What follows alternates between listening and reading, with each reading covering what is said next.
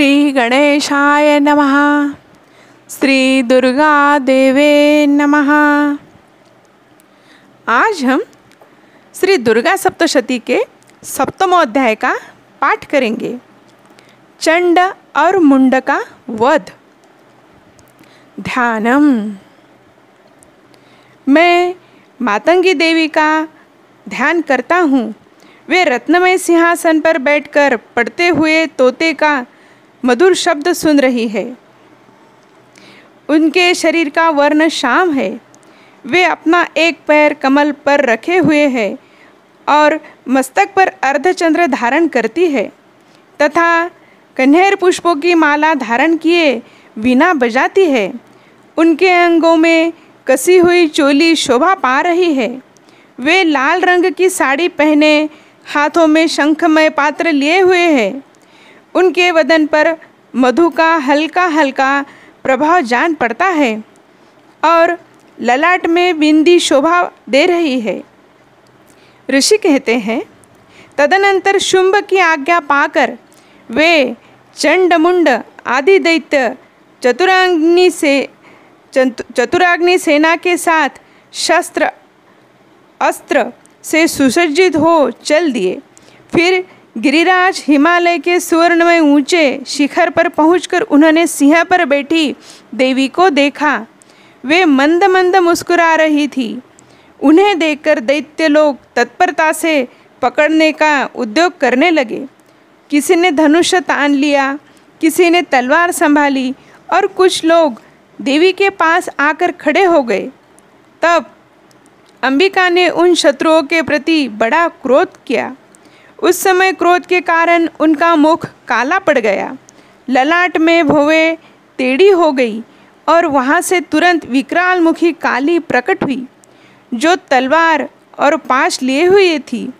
वे विचित्र खड्ग धारण किए और चीते के चर्म की साड़ी पहने नरमुंडों की माला से विभूषित थी। उनके शरीर का मांस सूख गया था, केवल हड्डियों का ढांचा था जिससे वे अत्यंत भयंकर जान पड़ती थी। उनका मुख बहुत विशाल था। जीभ लपलपाने के कारण वे और भी डरावनी प्रतीत हो रही थी। उनकी आंखें भीतर को धसी हुई और कुछ लाल थी। वे अपनी भयंकर गर्जना से संपूर्ण दिशाओं को गुंजा रही थी। बड़े बड़े दैत्यों का वध करती हुई वे कालिका देवी बड़े वेग से दैत्यों की उस सेना पर टूट पड़ी और उन सबको क्षण में भक्षण करने लगी। वे पार्श्वरक्षक, अंकुशधारी महावतों, योद्धाओं और घंटा सहित कितने ही हाथियों को एक ही हाथ से पकड़कर मुंह में डाल लेती थी। इस प्रकार घोड़े, रथ और सारथी के साथ रथी सैनिकों को मुंह में डालकर वे उन्हें बड़े भयानक रूप से चबा डालती थी। किसी के बाल पकड़ लेती, किसी का गला दबा देती, किसी को पैरों से कुचल डालती और किसी को छाती के धक्के से गिरा डालती थी। वे असुरों के छोड़े हुए बड़े बड़े अस्त्र शस्त्र मुंहों से पकड़ लेती और रोष में भरकर उनके दांतों से पीस डालती थी। काली ने बलवान एवं दुरात्मा दैत्यों की वह सारी सेना रौंद डाली, खा डाली और कितनों को मार भगाया। कोई तलवार के घाट उतारे गए, कोई खड्ग से पीटे गए और कितने ही असुर दैत्यों के अग्रभाग से कुचले जाकर मृत्यु को प्राप्त हुए। इस प्रकार देवी ने असुरों की उस सारी सेना को क्षण भर में मार गिराया।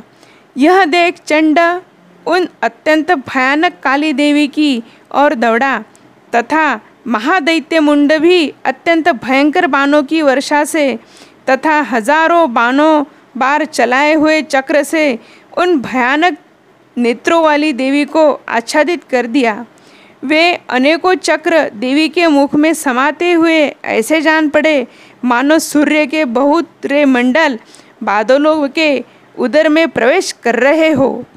तब भयंकर गर्जना करने वाली काली ने अत्यंत रोष में भरकर विकट अट्टहास किया।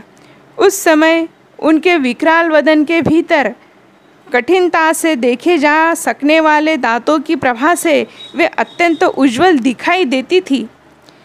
देवी ने बहुत बड़ी तलवार हाथ में ले का उच्चारण करके चंड पर धावा किया और उसके केश पकड़कर उसी तलवार से उसका मस्तक काट डाला।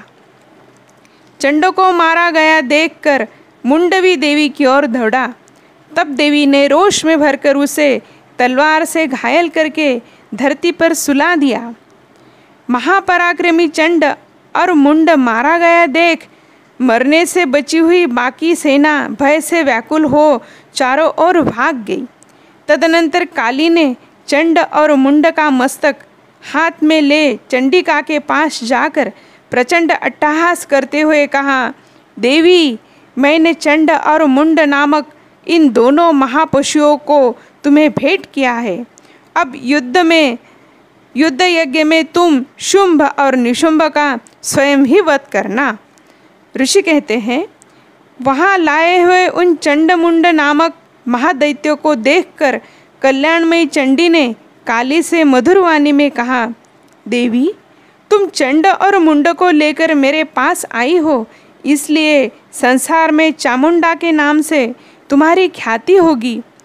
इस प्रकार श्री मार्कंडेय पुराण में सावर्णिक मनवंतर की कथा के अंतर्गत श्री देवी महात्म्य में चंड मुंड वध नामक 7वां अध्याय पूरा हुआ।